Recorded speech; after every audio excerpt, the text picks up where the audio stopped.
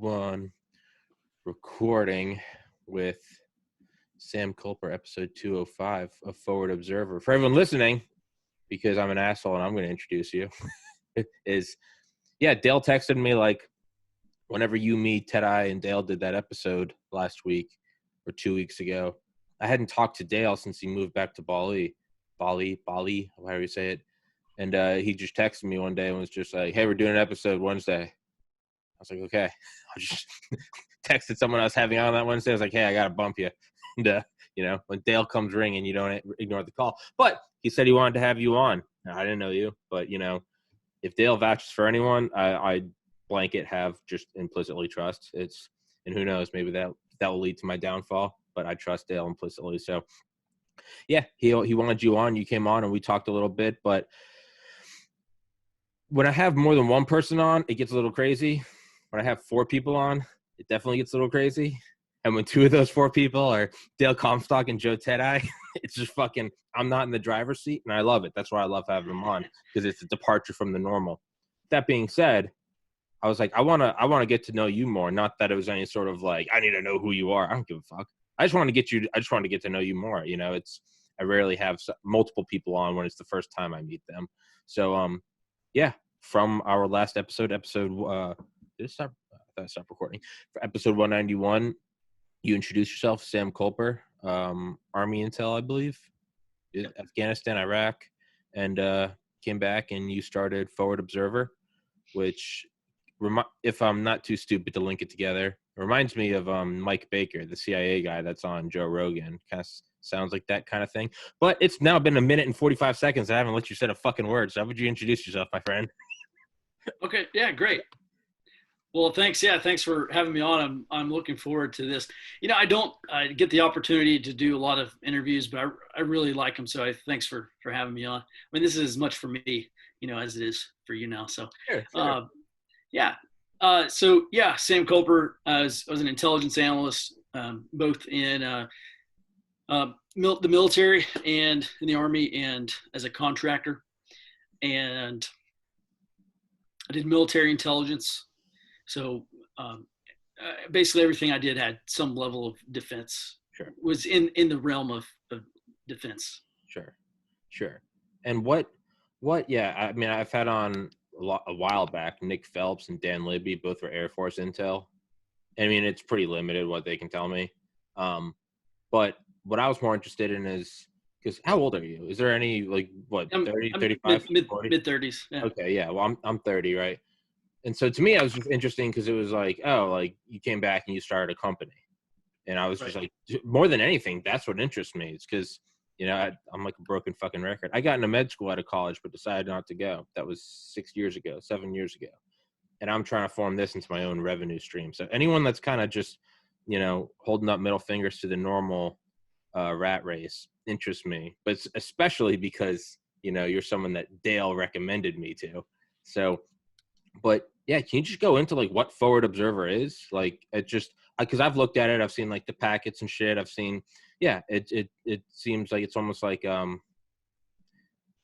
civilian intel, right? It's like, if I could put it into like stupid layman's words, it'd be like, yeah, that's like, it's like your own little, it's like a civilian. Yeah, like a civilian intelligence. If you wanted to, am I butchering that? Am I a moron? Is it too early? Am I not awake yet? No, yeah, that's right. We focus on domestic issues. So 2016 is when I started it. I left the intelligence community in 2012. Okay. And kind of fumbled around for a bit. I'd just gotten back a few months prior from Afghanistan as a contractor, and so I said, okay, I'm just going to go. I got burnt out. I got tired of deploying, and I got burnt out with work. And I said, all right, I want to leave the intel business. So I moved to Wyoming, became a fly fishing guide, and I thought, hey, I do this for the rest of my life. Yeah. Turns out I enjoy fishing more than I enjoy taking other people to fish. Yeah. So, So in 2014, I really started training people, like teaching intelligence for a living, mainly in the preparedness community. I say the preparedness community, and I'm not talking about doomsday preppers. I'm talking about like physicians, attorneys, engineers, like people who are putting the puzzle together on their own, and they're like, hey, there's some things that concern us about what's going on. It's not all sunny. Yeah. That's right. That's right. And so, yes, I started teaching them. And then in 2016, I kept getting questions about, hey, what do you think about this? What do you think about this? And I said, well, look, I mean, I'm an intelligence analyst. Yeah. What if I just take this training and skill set and experience and apply it domestically? And, this was the beginning of 2016. So we're talking about, fairly early in terms of political violence, the formation of Antifa. They're the 3%ers, and then there's the leftist groups, anti-fascist groups that started popping up. And I started looking at this, I'm like, man, this is like the Shias and the Sunnis here. Yeah. It might be one day. Yeah. And so, in 2016, I started a weekly intelligence report. I had one, it was actually kind of morphed into two, but one that looked at international issues, more geopolitical military developments, like with Russia and China, North Korea, Iran, and then a domestic one as well. And since then, I've really just been focusing on the domestic picture. What are the indicators of political, social, and economic instability, and where are we going to be 6 or 12, 18, 24 months from now? What is this country going to look like? Are we actually going to stumble into domestic conflict? Okay. And that is the brunt of my work today. Okay. So yeah, you're like a physician of sorts, right? It's not necessarily that I'm going in and I have a bullet wound through the jugular or something, but it's like you go in and it's like, all right, Mr. Kerrigan, like blood pressure's a little high, like you got a spot on your skin, but like ultimately you're well. Like, take a baby aspirin, maybe, lay off the Twinkies, you fat fuck, and go for a walk, you glutton. But, we got it, right? It's not like, it's not like they look at me and then they go like, I need you to sign this piece of paper right now because you're going into surgery, right? It's because that does happen. You're looking at it more of like you're checking the vitals, and it's like, where does statistically, like as a physician, where does this statistically show us that you're going, right?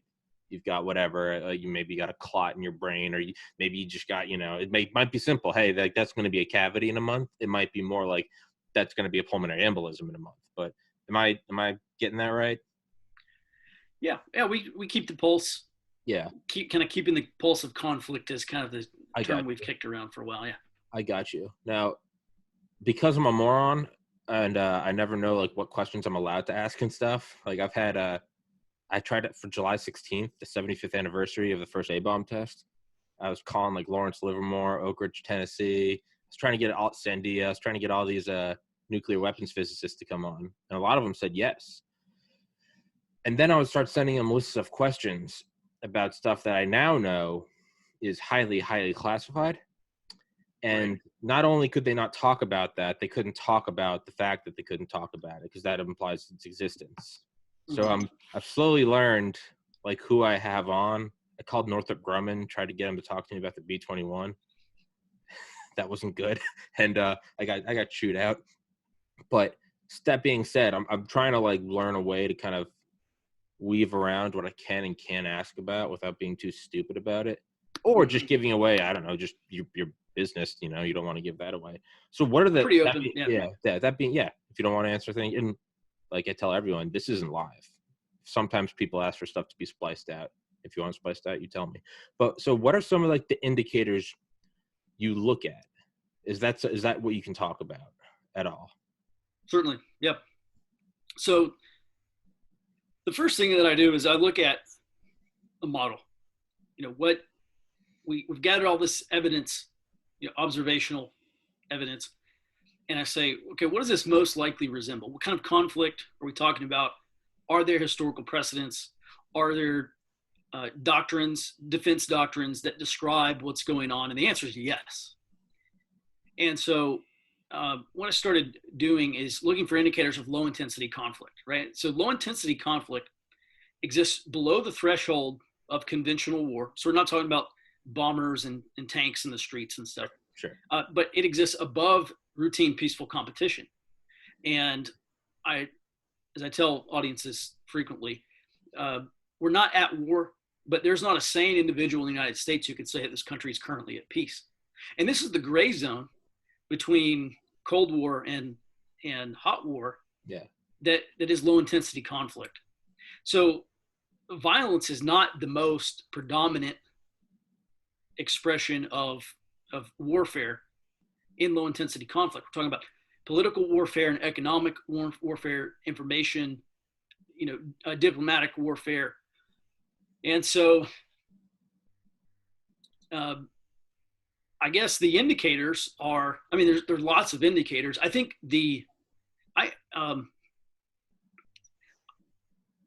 I'm hesitant to really go kind of like wade waist deep into the debate on is there a deep state?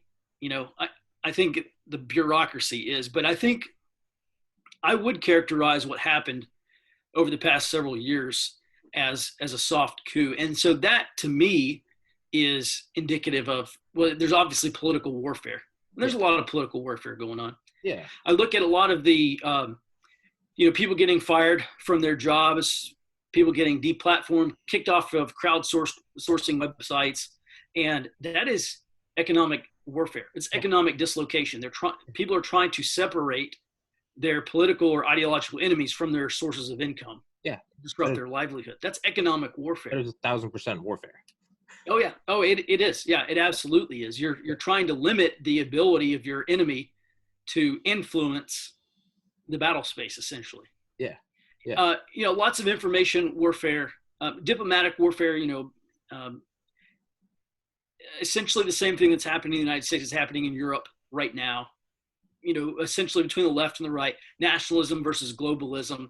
And so at any rate, I look at all that stuff and I cataloged it much more deeply. And I came to the conclusion after looking at these indicators, yeah, there absolutely is. We absolutely are in a low intensity conflict right now. So I hope that answers your question a little bit. Yeah. Yeah, it absolutely does. But yeah, the way you said it, I don't know what that wording was that made it click in my mind, but the separation of your political opponents from their source of revenue. Because so it's like right now, what am I doing? Like I can do this podcast, but I still got to go work for 6 hours a day, right? It's if I didn't have, and that's what I always pitch at people to try to get them to invest. If I didn't have to work, I could be doing more podcasts. So let's look at it the inverse. That guy's too influential. Demonetize him, get him booted off Patreon, fuck his PayPal. Now he's got to go work. Now he can only do 2 podcasts a week. That's a lot better than 14, right? Right. Yeah, exactly. It's absolutely. What was the Berlin airlift in response to? Blockading. Technically we're not invading you, but we're going to cut you off and you're going to die from starvation. That's right. Yep. Okay. So I didn't break your iPhone, but I did steal your charger. It's like, well, at what point are we going to say it's semantics and at what point is it war? Right? I'm not touching you yet, Sam. I'm not touching you. I'm putting a bullet into the I'm not touching you, Sam. I'm not fucking touching you. Don't you dare touch me, because that's assault. All right? I'm just going to rest this right on your forehead. Right? It's that, and the creepiest thing is how it's starting, and it always starts the exact same. You take down one that everyone, it's very hard to argue against, right? Got to take down Alex Jones. I think he's funny. I get where he's upsetting people, but free speech isn't there to protect stuff you like. There's obviously, you can't yell fire in a theater, right? You can't call violence on certain individuals, which Twitter seems to not give a fuck about, but okay. You go for one that is going to cause the least amount of ripples, right? You have people saying, good, he's a psycho. You shouldn't be screaming about interdimensional aliens. Like, yeah, but I'm an adult. I can decide what's real for me and what's not. I don't need a nanny. But the most important thing is it's not what he's saying. It's that there is someone who has not committed a crime, and we go, tape the mask shut, tape the mouth over. And that is what's important, because if you can do that with, if you can hit, if I can throw a 90-yard Hail Mary touchdown, then I can throw an 80-yard one. I can throw a 70-yard one. So once I got that 90-yard, everything else is on the playing field, literally and figuratively. So if you can silence this guy for screaming about aliens and, false shooters and state actors, well, then you can ban this guy who I don't know, likes to display guns and talk about how important the Second Amendment is. And you can then get the guy below him because he is for Trump, and Trump is for putting kids in cages. And then you can just very quick, once you throw the 90 yard, you can do everything else. And it's just a matter of boil the frog slowly. And that to me is the most insidious, terrifying thing. Is that one of your indicators? So not just actual Antifa, BLM, Proud Boys, 3%ers, actual like physical bodies on the street. Is that an indicator? Just censorship. Does that indicate a coming wave? Yeah, I mean, I'd probably classify that as information warfare. Yeah, not just trying to directly influence, but when you start removing voices from a national conversation, you're indirectly influencing the available narratives. Yeah. Yes. And it's what you said about the deep state is like, that's a touchy one, because if you say deep state, people start to write you off, right? That's right. But that's not a secret at all. The idea who is the original deep state whistleblower? It's fucking the sitting president, Eisenhower, right? What did he say? Oh, yeah. Warranted and unwarranted influence in our city halls, from the councils of government, the technocratic military industrial complex.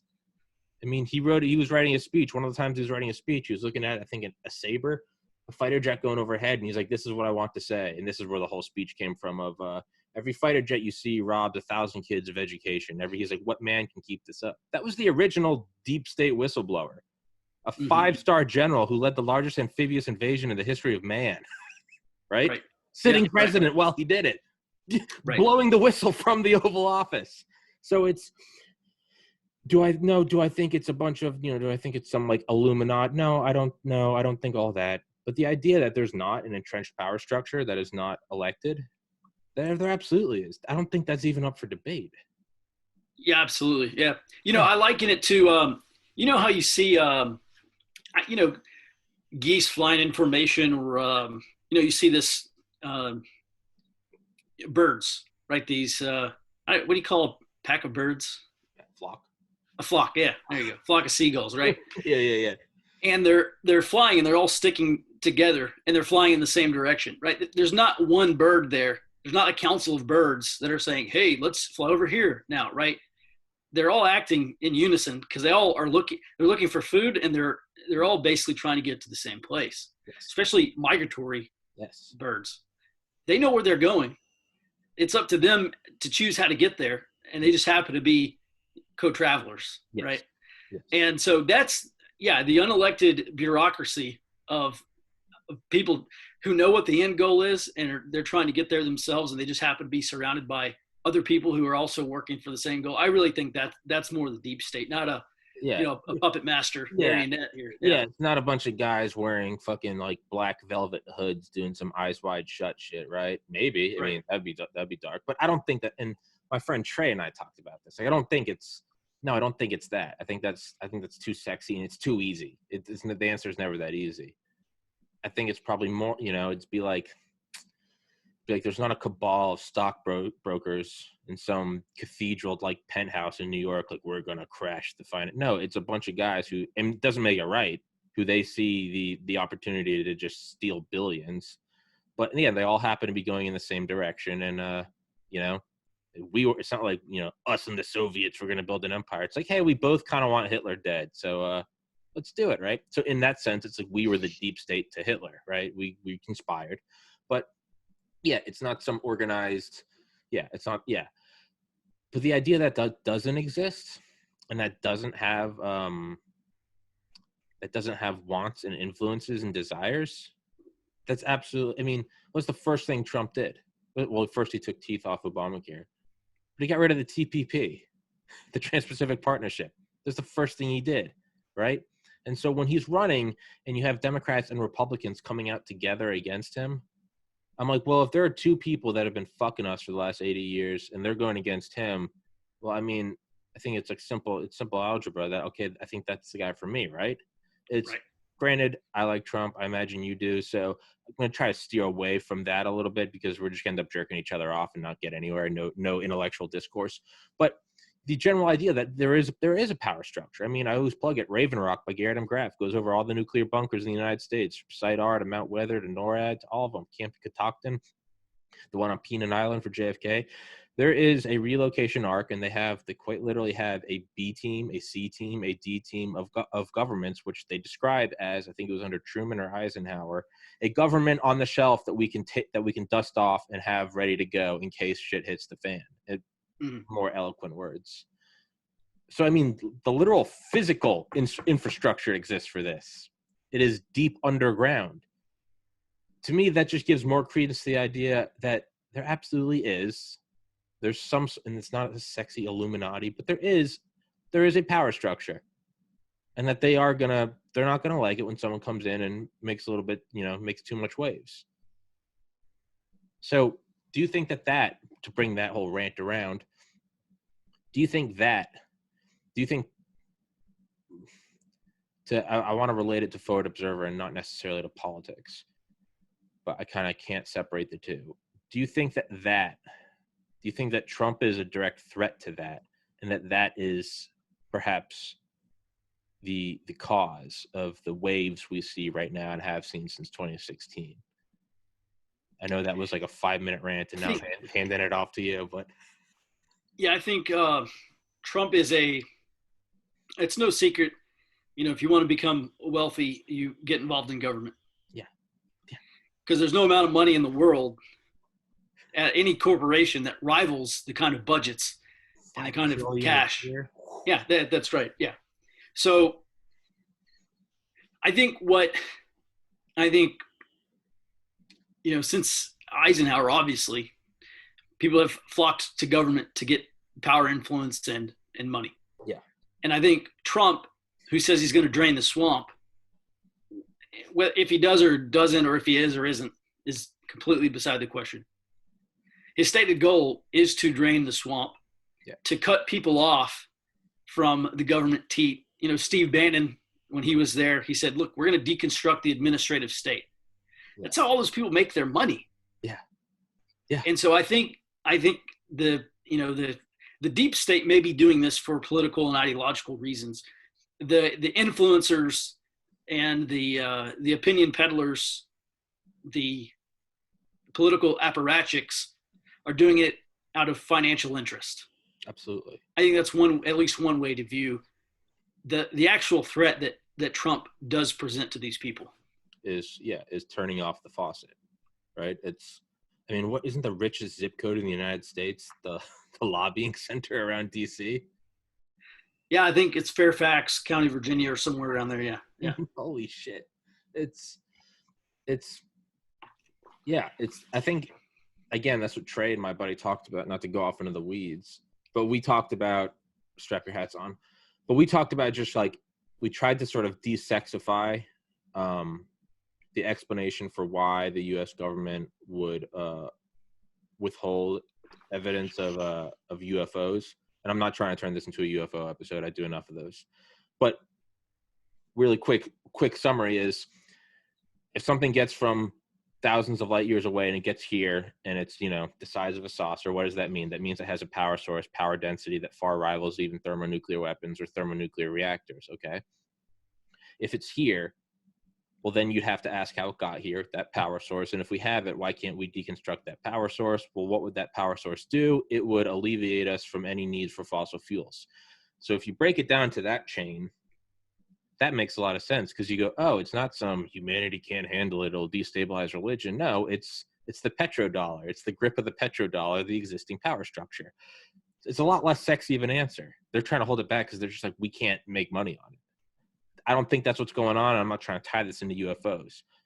But you can take this incredibly sexy, alluring thing, and you can break it down to a pretty like basic, oh, that's just humans being humans.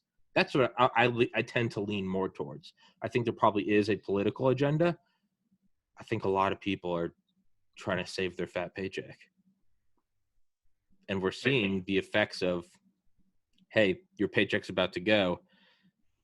I think we're seeing a lot of people kind of putting their cards on the table with riots, with they all have matching signs. I do graphic design. They all have matching signs, the exact same signs printed on the exact same things, popping up at the exact same areas. I don't know. What was that U-Haul truck that got caught the other day? Yep. Yeah. So that being said, going from that note, just tiptoe it back around, can you look at those parameters and extrapolate what we're going to see in the next 6 months? More so than the average Joe like me can do. I can watch the debates. I can see Trump with COVID, and basically, what can you do that? And I don't mean that in a challenging way. What can you It's a do great that question. It's a I'm fair not question. doing? Yeah. Well, what we can do is provide actual evidence for conclusions and provide details, right? I mean, it doesn't take a rocket surgeon to say people are going to go nuts if President Trump wins re-election in November. And, any casual observer can say November to January, maybe one of the most tumultuous periods of U.S. history. Yeah. What we can do is say, okay, here's what these groups are actually doing. This is where the actual cause for concern comes from. The indicators of operational support are off the charts for these leftist groups, armed leftist groups in the protest, disruptive type activists. So we can actually go through and say, are these leftist groups developing combat support, what we in the Army call combat support and combat service support classes? And the answer is yes. Mm-hmm. They are developing intelligence. They are developing communications. They are developing supply. They are developing transportation and logistics. They are developing medical. They're developing all of these classes of operational support. And so, then we can go in and actually look at these specific groups. Okay, well, great. How's this Portland anti-fascist or Portland anarchist group? What are they actually doing? How are they practicing intelligence? How are they practicing, here are their communication channels. Okay, why did they choose this channel? And now what does that indicate? Mm-hmm. And BLM groups especially. BLM groups have been talking specifically that, to begin preparing for sustained, you think, okay, 100 days in Portland, 100 plus days, how many ever it is now, 110, 20, whatever. That's sustained. The question is, how do you, we're talking about mobilizing an army now, mass mobilization protest. How do you field 1 million people in DC and keep them there without developing supply logistics? And, maybe some of that's going to be organic and off the cuff. And, you've got a multimillionaire, billionaire financier that says, all right, we're just going to go to a distribution center and start piping in food into DC. So I get just to reiterate the answer, the answer to the question, what can we provide, is evidence and details mm-hmm. that people who have a general sense of what's going to happen typically can't. Yeah. So I don't know if this is providing your service for free, and if so, you don't need to answer. What is coming? And yeah. Well, I think we're going to let's start with my highest confidence answer, which is something that the left has been talking about for a long time, and that is mass mobilization protests. Like Occupy Wall Street, orders of magnitude above Occupy Wall Street if President Trump wins. Okay. And if he wins, a week or two after the election, and they're not – okay, the Biden campaign's been lawyering up. They fired at least 600 attorneys, and maybe way more than that now. They've already been deployed to state – the Trump campaign has too, by the way. But they're already writing these lawsuits and these court challenges because they've gone to these states and they can say, okay, how are all the ways that things could go awry in these states? And so they'll just start drafting up these lawsuits for all these contingencies of what could go wrong. And the thing is, we're in this territory now of it doesn't even have to be a legitimate failure.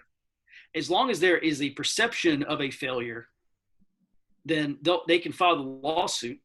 And if they lose in court, they'll try to win in the streets. And this is not me. This is what they've been saying essentially. Yeah. So the first thing is, like a lot of people said, okay, legal battles. This election may come down to the Supreme Court. It may come down to state Supreme Courts. Mass mobilization protests is the highest confidence answer I have. Sure. Below that is disruption. I think there's a very good possibility, probably somewhere on the order of 60 to 70%, that the left, if President Trump wins, the left will try to severely disrupt the economy. Okay. The far left has been talking about shutting down the ports. They've been talking about a general strike, basically having everyone walk away from their jobs if President Trump wins. Some of the ends are, well, we've got to force President Trump out, right? We bring the country to a halt, and this is what they say. We bring the country to a halt, and President Trump will leave office. That's kind of their Hail Mary. Can't do it legally. We got to do it in the streets. Yeah. So disruption of commercial and financial interests, I think is there's a decent chance that happens if President Trump is reelected. Behind that, we have armed political violence, the revolutionaries. And this is pretty significantly far behind. But the question I've been asking since 2016 is, are we, and when will we get, if we will get there, when will we get to organized political violence? And I'm not talking about 1861. I'm talking like the Irish Troubles. Brian Burroughs has that great book called Days of Rage. Okay. In the first 18 months of 1971 and 1972, there were over 2,500 domestic bombings. Now, most of those didn't kill anybody, but they're all targeted towards government or the military. And could we get to that point again if President Trump gets reelected? Yeah, maybe. So that's kind of a range of scenarios. There's kind of this CYA thing in intelligence, right? I don't want to tell someone this is the one thing that I think is going to happen. What I'd rather do is give you a range of potential outcomes or potential courses of action and say, this is what I believe is the most likely course of action, down to the less likely or least likely courses of action. Sure. And then, of course, the most dangerous course of action is that there will be assassinations and sabotage and terrorism if President Trump gets reelected. It's not the most likely, but that's probably I think that is the most dangerous. Sure. Because there are a lot of conservatives out there, a lot of veterans as well, who are not going to allow that to happen with no response. No, that was a beautiful answer, by the way. It's kind of like the one friend you have, right? It's like a gentle giant who, it takes a lot to push him over the edge. And maybe you've only seen him blow his stack once or twice in 20 years. But both times you've seen it, someone gets knocked out and put in the hospital. And I'm not trying to sound like Mr. Tough Guy, because it's not me. Right. But I look at the friends I have, look at the family members, look at the swaths of veteran friends I have, excluding the guys I've had on this podcast who are just, fucking Dale. Dude, straight up fucking tip of the spear. Jumping at the bit, yeah, right. Yeah. He's a goddamn Rottweiler, and right now there's just people are throwing steak, and they're like, none of the dogs are coming yet. And I'm like, because they're very well trained. But goddamn it, if you give them a reason to come off the leash, God bless, right? I'll say your funeral. They're like, what funeral? I'm like, I'll say it. Don't worry, I'll comfort your mom. But that being said, and not only that, the U.S. has 5% of the world's population, 25% of the civilian-owned guns. It's insane. We have 5% of the world's population. I want to say 48% of the world's civilian-owned ammunition. Mm-hmm. And I can tell you right now that half of the country aren't the ones that own those because they've spent the last 7 decades screaming against them. So whereas to me, they may be pushing and pushing and pushing, but holy shit, if you finally get someone to push back, it's going to be a massacre. And I'm not for that. I don't mean to sound like some jerking off, like, oh yeah, we're going to smash the left, because that doesn't solve anything. Now we just have a bunch of dead people. That doesn't solve anything. And like I said in the last episode, we're not in a vacuum. There are external powers that are very just loving the idea of us going at it. But Right. it's Can I just interject one thing real quick? whatever you want, So man. there's a guy, I call him a philosopher. He calls himself a scientist, but he talks about the differences between the left and the right, conservatism versus liberalism. Sure. And this is him, but he says it's the difference between the masculine mind and the feminine mind. And I wish I could take credit for this, but someone once told me that the left views violence as a dial, right? It can be, there's no on or off switch. It may be at 1, it may be at 10, right? But it can be dialed up and it can be dialed down. And the right views violence as a light switch. It's either on or it's off. Yeah, and so it's an interesting way to view this. And yeah, the real problem for the left has been arming up. Yeah, when we know this, they're probably still 10 to 20 years behind where conservatives are. Another problem is that so many on the left are trying to buy firearms. There's just none to be found. Yeah. Dude, between COVID and in this massive rush, same with ammunition. But so the problem is, once the left, are they going to get to a 5, a 6, a 7? What's gonna flip the switch? Yeah. For the right. Yeah. And there are guys like he goes by AACP, and Matt Bracken's a SEAL. I actually might have him on this podcast. Interesting guy, and they say, look, what we're going to see is going to be like Rwanda times Yugoslavia. That's the level of violence that they see coming in the United States. I'm probably not there yet. Yeah. That's like an extreme scenario, but it's on the sphere somewhere. It is. It's not outside the realm of possibility. So at any rate, I can't answer that question right now. I don't know. I don't know what's actually, if Scalise, if there was a Steve Scalise shooting today, like that whole thing against the Republican, the GOP Congress members, if that were to happen in 2020 or 2021, I think that would be it. Matt Bracken is the one who the former SEAL. He's the one who talks about a dirty civil war where it's primarily low intensity. You can't stop it. There's no really organized line. It's like a battle royale.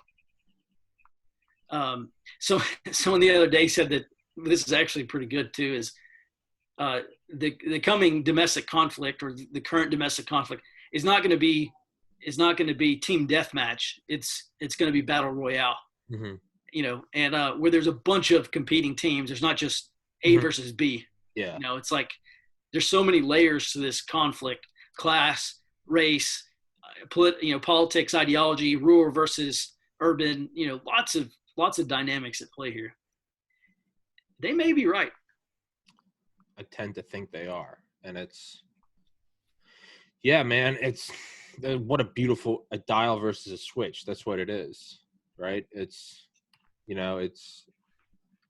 Yeah, it was like when I used to be a bouncer at this mega bar here in Maryland. I mean, there's like 100. When I worked as a bouncer in college, there'd be like 3 or 4 of us. At this bar I worked at in 2010, 2011, they'd have 150 of us on. It's a different beast of a bar. Point being is, like, the rule is like you cannot touch them unless they touch you, right? And so it would be the entire night. It would just be like you kind of be forming a wall and pushing people out. And yeah, you go for like 8-9 hours of people screaming or throwing straws at you, and you couldn't do it. And finally, someone would just, they would dial it up a little more, and some guy would smack someone, and then you would just see, you'd see an elbow to the eye socket, and you'd see someone dropped, and then their friends would try to jump in, and they would get dropped, and it was the dial versus the light switch, and it was like, but the thing is it's because no one's seen the light switch. I think a lot of them don't think it's there. Right. And I don't want it to be used. Again, I'm not jerking off to Civil War Part 2. Like, no, who in their right mind is? But I also know a lot of men like Dale, who is just one, God knows how many more there are like him, that are like, dude, I'm not going to fucking see my place get torn up. I don't mean my home. I mean my literal country. There's been too much blood shed for this utopia. It is, and for everyone that doesn't like it, no, it's not perfect, but God damn it, there's a reason why people still emigrate here from all over the world, including one of the guys I worked with at that bar, Ivan, 6'4", Mr. Bulgaria, moved to America as soon as he could. Prince from Kosovo moved to America as soon as he could. There's a reason why this place is the way it is, and it is worth defending. And you're going to have a bunch of these hyper alpha types, these men of action that don't give a fuck, that are not me. I am admittedly a little too optimistic. I'm a little too friendly. I give people too much of a benefit of a doubt. That is my flaw. There are a lot of guys like Dale and Ted-Eye that don't have that. And they don't have that at all. And they've lost too many other men overseas in conflicts defending this place from actual armed men, that they're not going to sit by and see a bunch of skinny jean wearing man bun fucks who think that they're going to roll over because, you know, we are the Viva la Revolution, Orange Man bad. And like, again, I'm not saying I'm for that, but I'm telling you, I have no way of stopping those guys. Like, good luck, you know? It's like, hey, don't let your Rottweiler off the chain. If anyone, it's like what I said when Dale's on here. This isn't my podcast when Dale's here. I put the keys in the ignition and I get into the passenger seat and I tell him, hey, I think we got about an hour of fuel, and I buckle up, right? Yeah, I tell 911 to stand by. That's what happens. The same thing is going to happen. So it's kind of like people on the left are like, don't group us in with all like the revolutionaries in the streets. I'm like, I won't, but you better understand that when people on the far right crack back, I have just as little ability to hold them back as you do. So yeah, I don't see it ending well, but because I'm an optimistic, naive, gullible, doe-eyed bitch, I hope that there are one or two outcomes. The worst outcome, but that could still be good, is that it does pop off somewhere. There is a brief conflict, and that it's enough to sort of scare everyone. Everyone goes, what are we doing? What are we doing? And I know that's optimistic. My second is, what is the silver bullet? How do you evade all of this? How do you move? How do you go 4 chess moves ahead? I think it's a COVID vaccine, because right now it's very easy to be indifferent. Hear me out. It's very easy to be indifferent when you're stuck at home and you're getting checks in the mail. But if you can get everyone back to work, to some sort of normality after seemingly it being gone forever, I think you're going to have a lot of undecided people all of a sudden be anti-riot, going, whoa, like now it's back. Now we're at my office. Like, stop burning shit. Again, naive. You gave me the head shake now. What's your take? No, I'm sorry. I should be more open-minded. No, you're right. I should have heard you out. Fuck that, dude. Whatever you want, man. Well, no, just from an analytical perspective, I'm trying to approach everything as if I were a complete beginner. When you begin a new book, you start a new hobby or develop a new skill, you're just like a sponge. Like, all right, let me just absorb everything about this. So I'm trying to approach just about everything in life as a beginner. But and that includes arguments. There are a few problems that I have with that. Sure. And that is, number one, there's already substantial 30-40% of the U.S. population who say they're not going to take the vaccine. Okay. Well, what happens when Biden gets elected and now a vaccine is mandatory? So that's another potential rift for conflict, for low intensity conflict. That's number one. Number two, I have pretty grave concerns about the future of the dollar. According to a J.P. Morgan study, the lifespan of a world reserve currency, or the lifespan of a currency as world reserve, is about 100 years. For the past 400 plus years, world reserve currencies have only lasted for, currencies holding world reserve have only held it for between 80 and 110 years, roughly. Well, if we start with 1940, 44, whatever Bretton Woods was. I thought you were going to say Woodrow Wilson, 1919. I was thinking of the banks. No, the Bretton Woods system, basically, that's when the U.S. dollar began to be the world reserve currency. Okay. And that was really the beginning of the end for the British pound as world reserve currency. In the 30 years that followed the end of World War II, as Great Britain was losing their colonies all around the world to revolution and independence movements, the British pound lost 50% of its value over the course of 30 years. Okay. That's what happened at the end of their tenure as World Reserve. Well, if the average age, the average tenure of a World Reserve currency is 100 years, and we start with 1945, roughly, say Bretton Woods was 40 or 44, somewhere in there. So 70 it wasn't 40. Right. So in the next 80 to 110 years, basically, yeah, within the next 4 to 20 years, roughly, we very well could see the end of the U.S. dollar's world reserve currency. And when international demand for the dollar is sapped, then we are going to have massive inflation, massive devaluation of the dollar. That's going to radically change everything. We also get into the work of Sir John Glubb. He's got a little essay called The Fate of Empires. And he was a British intelligence officer in World War I. He was knighted. He's Sir John Glubb, so he's not like just some schmuck. And he found that the lifespan, the age of the average empire is only 250 years, roughly 2 generations. In the United States here, at 244 years, give or take, maybe 244 out of 50. So we could be nearing the end of the U.S. empire, and again, maybe the U.S. dollar losing its global reserve status and the end of the United States empire will coincide. And if that is the case, that doesn't lead me to believe that we're going to have peace domestically, right? That's not a peace and tranquility type of period of history. Okay. And then just lastly, and we also have an industrial revolution going on. What is the fourth industrial revolution, where automation. 20, 30, 40, maybe up to 50% of Americans lose their jobs over the coming next several decades due to automation, artificial intelligence, and machine learning. That to me is not a peace and tranquil. That doesn't produce peace and tranquility. Even if we have universal basic income, because so at any rate, I just look at the next 5, 10, 20 years and I say, it doesn't look great. If history is a guide, right? That's the outside view. Yeah. Combined with the inside view of what's happening now. And I don't know, man, I think it's virtually unavoidable. I don't think there is a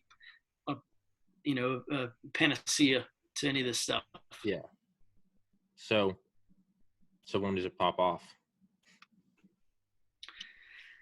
Well, I think it probably already popped off in 2016. Yeah. Yeah. Kind of seems like. But yeah, certainly November to January, I think it's going to be incredibly tumultuous. Fuck. Well, I hope that didn't blackpill you, because maybe I'm just full of shit and I'm completely wrong. No, dude. I just like I have on my liberal friends on this podcast to challenge my beliefs. Yeah, I like to talk to people like you and Dale, General Spaulding. I like to have on people that don't paint the silver lining. They don't look at it with rainbows. I like that because it brings my rainbows down to earth, right? I like to have on my liberal friends who have more rainbow in their vision than me. And I tried to, it's kind of like the saying, you have to have the dreamers and the realists. Without the dreamers, the realists would never leave the ground. But without the realists, the dreamers would float off into nothingness. And it's a balance, right? It's almost like a hot air balloon. You don't want to be on the ground, but you don't want to be in space.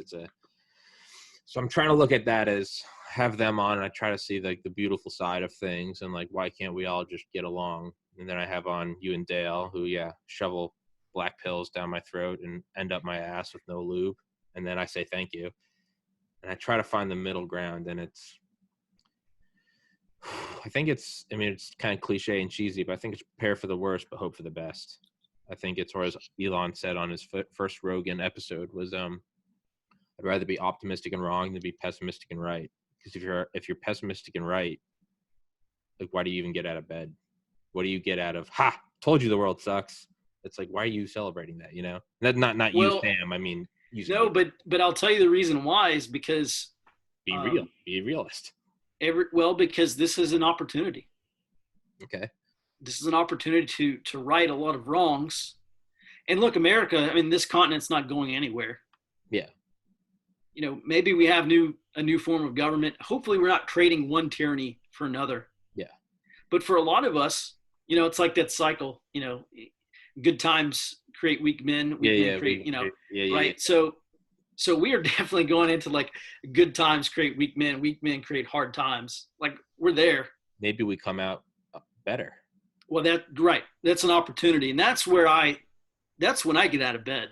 Okay. Is to say, hey, look, this is an opportunity. Yeah, it's a challenge. Fucking grow. But yeah, let's do this the right way this time around. Look, we got 250 years of history since the founding documents, roughly. We know where things went wrong. Let's just make it right next time. Yeah.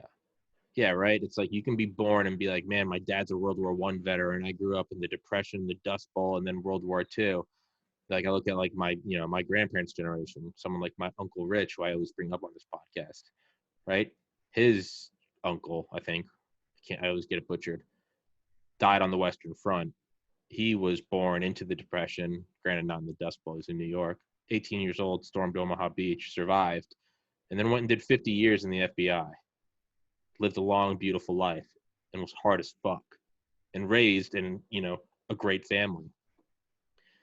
Maybe that's it. Maybe it will be, because you look at, granted, there's a lot more than just my idyllic simplifications of America, but I tend to try to look at it as like, the golden age of America, late 40s, 50s, 60s.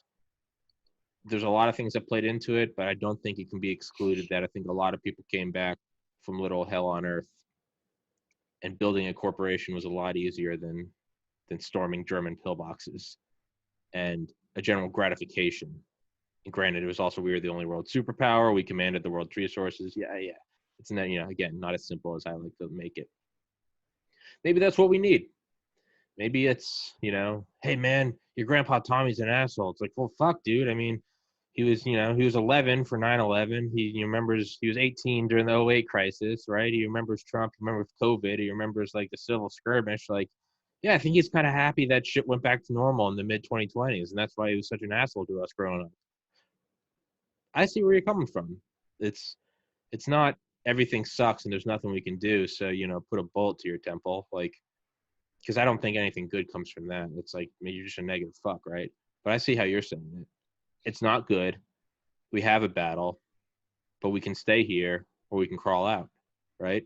It's like the mountain can't be, if the mountain is smooth, it can't be climbed, scaled, right? You got to have, or it's the philosophical, is it Hindu? Is it Buddhist?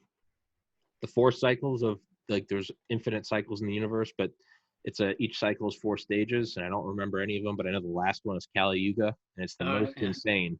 But Kali Yuga is what happens right before tranquility. It happens or with an individual, Kali Yuga is when the life gets crazy, and then they become the Buddha. It's right before the peace. But first, it has to get insane. You have to stare into the jaws of, who's it, Vishnu? I don't know. But yeah, I'm going off on a rant now, but it's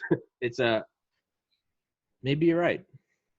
It's not going to be simple, but let's use this to grow. Well, let's not let it be in vain. Fuck. You're scaring me, Sam. I hear that a lot.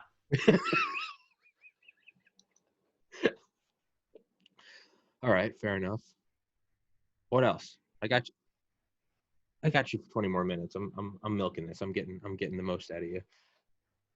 What else? What else is on your mind? What's on the plate? What's Can we step away from just the insanity right now? About Forward Observer. Where's that go? Granted the union doesn't dissolve. Where's Forward Observer going? What are you looking at as a business? Well, we're a subscription business, so we have subscribers who pay us basically they pay monthly or annually. Mm-hmm. And we provide them this service. We provide our view. We've actually grown. We've grown quite a bit since I started doing this in 2016. From 2016 to 2020 it was a one-man show, and now we have 3 full-time guys doing this. And we're coming into, I mean, I almost hate to say this, but the worse things get domestically, the better business will get for us. That is that's the moral qualm, right? Defense. Because people have a lot of uncertainty, and what we do is we reduce uncertainty about the future, right? We start saying, hey, here are all the things that could happen. Here's what we think is probably going to happen. We could be wrong. I don't have a crystal ball. I'm not, I wish I were. I wouldn't be running Forward Observer if I were 100%. Yeah. But here's some other outcomes that you can think about and plan for. And what I found is people will pay money for expertise. Absolutely. And so, we're trying to add a fourth guy right now, just because, again, November to January, I really do expect to be pretty tumultuous, and I'd like another set of eyes and another brain sitting in the office. Do you have a physical office? We do. Yeah. I was going to say, well, I've had 2 guys on who are ex-Intel, and I know one of them is, I think, starting his own business, but I don't think I have no idea where he lives, and I doubt it's physically near you. So never mind, there goes that idea. But how do you find it compares? Because what you said about fishing, you found out that you like fishing a lot more than you like bringing people out to fish. That was me with graphic design. I fucking love graphic design. Man, I like making my own crazy shit, like Marilyn Monroe riding a zombie horse naked with JFK firing an Uzi. And then people are like, I want a birthday card for my 4-year-old. And I'm like, and they're like, can you change the palette? I want a little more of a blue pastel. And I'm like, I'm going to fucking kill myself. Fuck it. I'm starting a podcast. Right? Right. Yeah. Are you finding that with Forward Observer? Or like my podcast, is it, I'm like, oh, I can just do what I want and have who I want on. No one told me to have you on. Sam's not very well listening. Sam's not paying me. Sam's not sponsoring me. Fuck it. I want to talk to Sam today. That's what I'm fucking doing. Are you finding that with Forward Observer? That is it more like the podcast, or is it more like fishing and graphic design? Are you like, man, I like Intel. I fucking hate showing Intel. Yeah. No, people say they're born to do things, and maybe a lot of people fall in this category. I was born to do whatever I wanted. Hell yeah. Like my first, I was going to go, a buddy and I, his name was Drew. He pissed hot at MEPS. Apparently he did drugs. Yeah. And he took a drug test at MEPS. This was as we were in the process of enlisting. And we both wanted to be Ranger medics. Yeah. And, I didn't, at the time, like, who knows, whatever happens, happens. I'm probably not tough enough to have been in Ranger Regiment. Me neither, dude. But well, maybe I was, I don't know. But so at any rate, yeah, where I'm going with this is I stumbled into intelligence. I found that, I was really good at it, but I think I probably could have been good at a lot of things, put 5-10 years of full-time effort into it. Oh yeah. And like, I read about intelligence for fun. Like, I really enjoy learning, and I probably could have done that literally in any industry, in any job. Yeah. Just about. But, I just happened to, so I went to MEPS, and I was like, well, fuck, I don't want to go to Ranger school by myself. Yeah. So at any rate, I sit down with the guy, and he's like, he looks at my ASVAB scores. He's like, all right, pick a job in the Army. I'm like, well, what are my options? He's like, yeah, you scored a 96 on the ASVAB. Just pick any job you want. And I was like, well, do you have a list? And he's like, yeah. Well, he hands me like 10 pages of MOSs. And I'm like flipping through it. I'm like, oh, counterintelligence. What is this? What is that about? And he's like, oh, it's basically James Bond. And I'm like, that sounds cool. Fucking do it. And so he's like, okay, well, if you want this, you can't ship today. You got to go back home. You got to come back. It's like a week or something later. I was like, well, I'm already here. Like, I'm packed. Let's just do it. And so, then I had to come back or something like that. I forget exactly. So, and he was like, here, we got an intelligence analyst billet. And I'm like, what's that? He's like, yeah, it's basically James Bond too. I'm like, okay, let's go do that. Well, it's not at all like James Bond, right?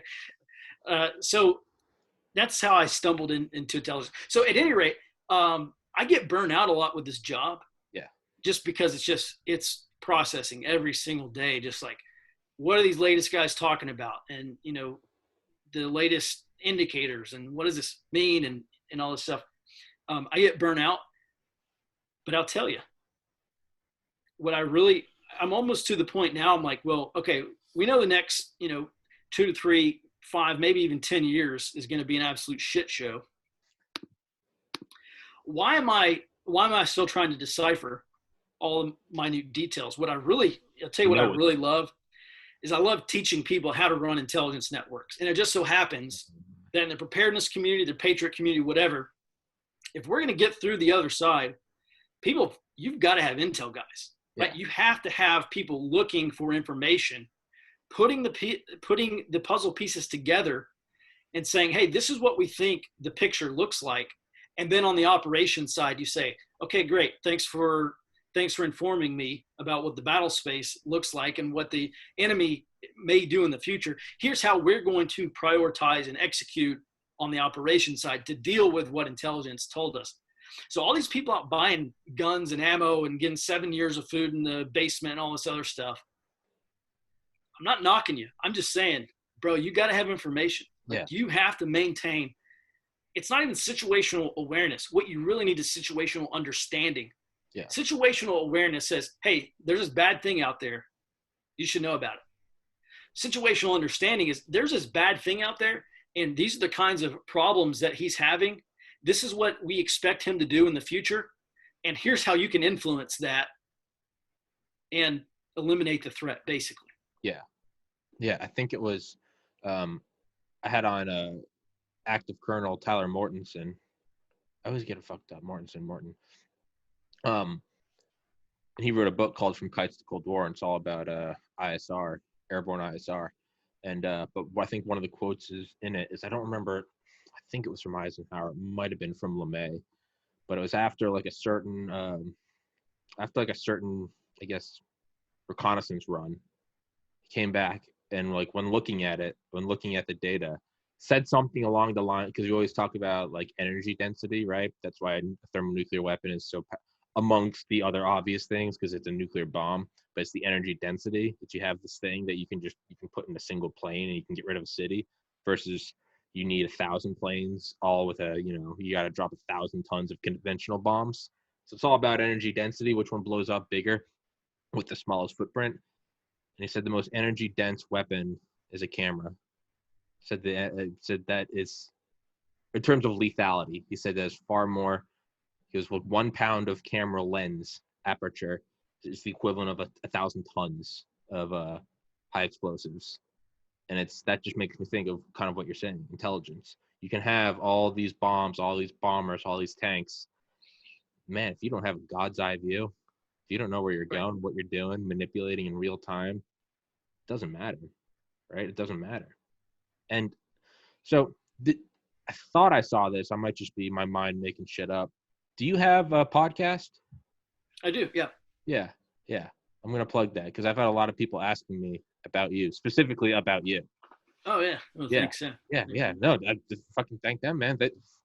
So, yeah, I thought I saw it. Is it on YouTube? Because I saw links for it on your website, Forward Observer. Yeah, so the audio version is, it's semi-regular. It's like on all the major podcast platforms.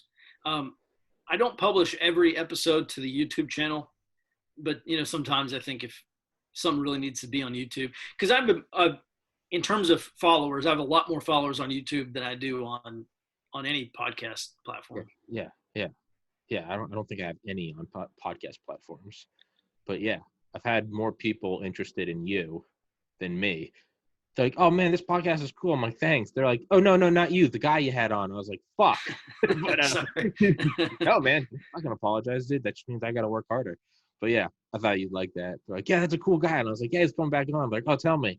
I'm like, I did another episode. They're like, I don't care about that one. Tell me when Sam's on. I'm like, all right, fuck it. All right, fuck me. I'll just go crawl into a hole and die. But yeah, man. Have you thought about doing more of that on a more regular basis to sort of balance out the burnout feeling? Because the burnout feeling sucks. I used to get that all the time with graphic design.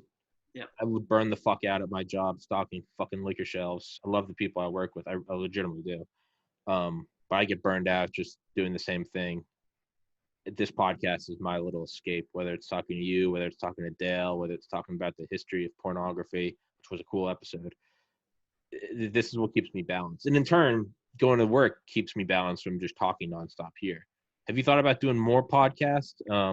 If anything, shit, man, people hear you talk I mean, there's a way to lure people into your business model, right? Because I don't sell anything. Here's my podcast. It's it. It's all out here. You would hear me talk, and X number of dollars, you can get this package, right? Because you have monthly plans and annual plans. Have you thought about, not to just tell you what you're doing now, Sam? Sam, this is what you're fucking doing. But have you thought about doing more podcast episodes more frequently, as a way to balance out burnout, but also to direct traffic? Yeah, I have. I've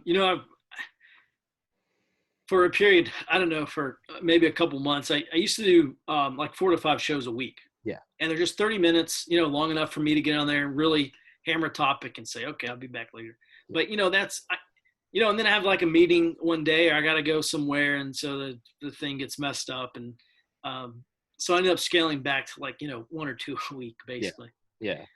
But who I really like, and what this kind of reminds me of, is John Batchelor, the John Batchelor Show out of WABC in New York. Okay. And he's got a podcast. But those clips, they're like 5-15 minutes, and he has some like phenomenal guests on there. Yeah. And it's like just enough. You get just enough information to like get your mind blown. Like, oh, I had no idea. Okay.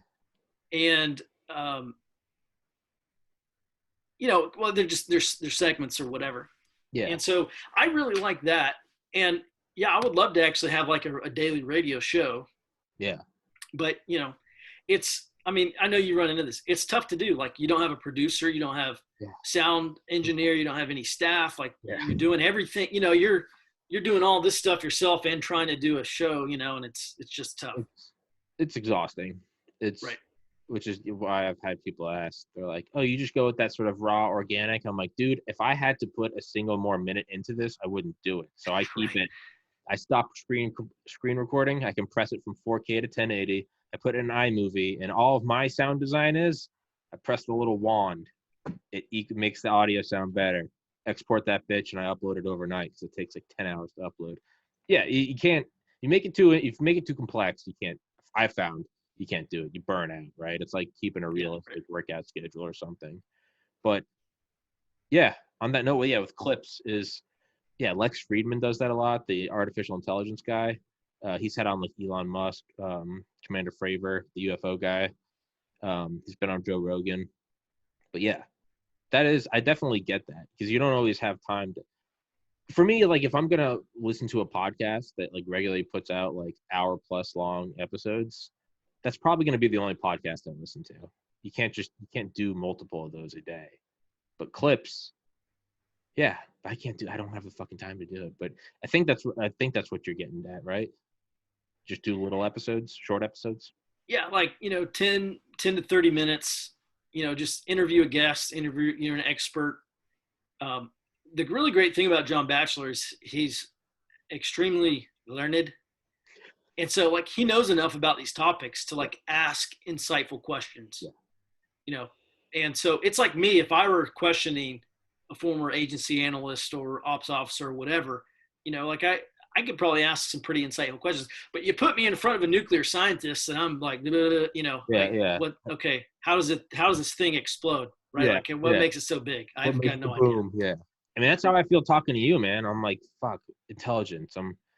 It's when I have on guests that write books, I'm not kidding you. I'll listen to them. I guess this is the pre-med side of me. I'll listen to the audiobook 3, 4, 5, 6 times in a row to get an idea of like what I'm having on Rob Manning on Thursday, the chief engineer of the NASA Mars Curiosity rover. Holy rocket science fuck, dude. Right, I'm listening to that and I'm like, man, I can normally piece together some questions, right? I feel like I've talked to Dale enough that I can kind of pull out an interesting conversation with you. I don't know anything about intelligence. I'm like, I can stumble through this. I don't know how I'm going to get on that, man. Composites of wheels of re-entry, Delta V. I'm like, Jesus.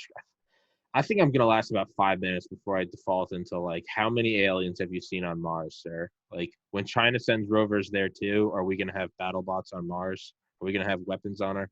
So God bless. I hope I stick with it. But yeah, right. Yeah, man. But yeah, let's wrap this bitch up because I got to go to work. And thanks for doing it, man. I appreciate it. Thanks for sitting through my stupid questions. And for everyone that comments, I swear too much. I swear when I don't know what to say. It's a tick. All right. So all those F-bombs for everyone listening that doesn't like it, too bad. But thanks for doing it, Sam. ForwardObserver.com. Thank you, sir. Yeah, thanks for having me on. I enjoyed this. I like the long form kind of free flowing conversations. Dude, I like it. Yeah, it's the only way I can do it, man. I can't. I get the admiration or I get the draw of the short clips, but for me, I don't feel that it starts flowing organically. If it's someone that I haven't done an episode with before, like I wouldn't count the one I did with you and Dale because that was Dale and Ted I were there. If I don't have someone on the first time, it takes like 30 to 45 minutes before it starts kind of flowing a little more, you know? Because at first it just kind of seems like this is my thing and this is what I say, and then this is my thing and this is what I say, and it kind of starts to you get that sort of. The longer you go, they start to get they get much more easy. But then, and you will be back on when they come on a second time, a third time. That always sounds so fucking gay. I'm always like, the first one's like a first date, and then it's like, dude, all your guests are guys, and I'm like, just don't look into that. It gets easier. You get a little more comfortable, and it's the longer episodes are definitely where and there's different like energies. When you have on two people, there's like a little more kind of dynamic. Sometimes two people gang up on one person. Like the last episode, we were all shitting on Ted-Eye. When there's four people, it gets a little hairy, it gets a little crazy. Yeah, there's different energies. There's different, but you got to do long form, because otherwise everyone's kind of just shouting out sound bites, right? Here are my facts and figures, and it's like, you gotta ease into it. But on that note, I'll shut up. Thanks, Sam. And all right, thanks, Tommy. Yeah, I think if you want, I meant to mention it. Fuck. The podcast that the guy I had on last week, and then I went on his show, Don the Plebe. Mm-hmm. He's the one he wanted your email. He wants you to come on his show. Okay, yeah, sure. Yeah. I'll send you the episode that he was on mine and when I was on his. I'll send those both to you. He's a cool fucking dude. He's gonna come on and meet Dale. But yeah, he wants to talk to you. So. Okay, cool. Yeah, let's do it. And he's much better at interviews than I am. So it'll be, if you could do this, you can definitely do his. Okay, great. Yeah. All right, my man. Stay safe, everybody. Stay healthy. God bless America. And if you're a dirty communist, go fuck yourself. Peace, man.